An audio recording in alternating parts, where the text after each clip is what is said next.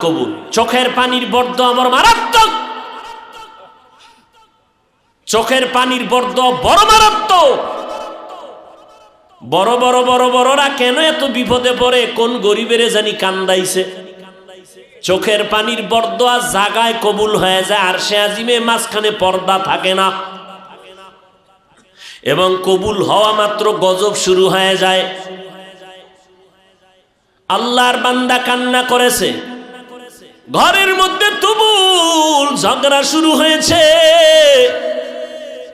এইবার স্ত্রীকে ডাক দিয়া তর্কে তর্কে তর্কে তর্কে, স্বামী বেচারা গরম, ব্যবহারের কোনো আদব নাই, ধমক দিয়া কয়, আমার ঘর থেকে বের হয়ে যাও, আর আমার ঘরে থাকবি না, আমার ভাত তোর জন্য হারাম করে দিলাম, তালাক দিয়ে দিলাম।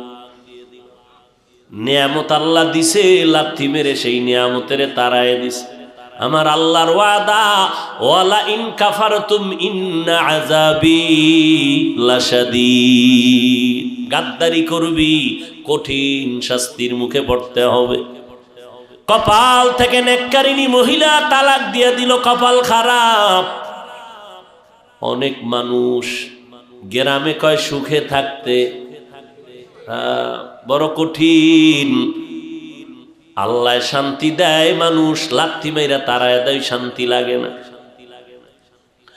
আল্লাহর বান্দি চোখের পানি ছেড়ে কান্না শুরু করলেন, কারণ জাতের মাইয়া যারা, জাতের অজাতের না, জাতের যারা মাইয়া, এরা টাকার দিকে তাকায় না, সম্মান আর ইজ্জতের দিকে বড় নজর করে।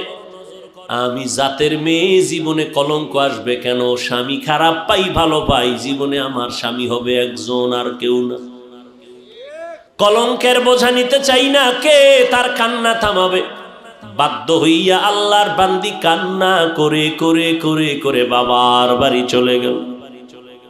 ও বাবা, আমার কপাল খারাপ, আমার স্বামী আমারে বিদায় করে দিয়েছে। বিয়ার বর হতে আজ পর্যন্ত স্বামীর খেদমতে কোনো ত্রুটি করি নাই, কিন্তু এক গরিব ভিক্ষুকের সুপারিশ করতে গিয়ে আজ আমার তালাকের স্লোগান চলে আসলো। বাবাও বড় ভালো সন্তান, কন্যাকে সান্ত্বনা দিয়া কয়, ধৈর্য ধারণ কর, কোরআন তেলাওয়াত কর, মালিকের ফয়সালার অপেক্ষায় থাক। দীর্ঘ 1 বছর আল্লাহর বান্দি ঘরের মধ্যে পর্দা রক্ষা করে, কোরআন তেলাওয়াত করে, আর মাওলার দরবারে যায় নামাজে কান্দে। আল্লাহ, চাইছিলাম স্বামীটারে আমি হেদায়েতের পথে